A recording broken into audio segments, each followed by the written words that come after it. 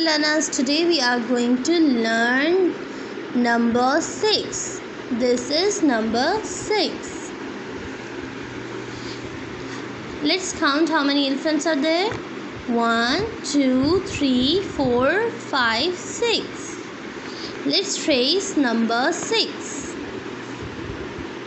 From this dot, join all the dots.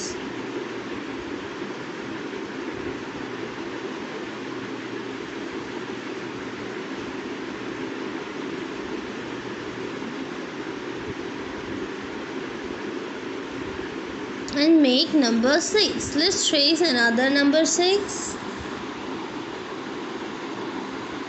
From this dot, join all the dots.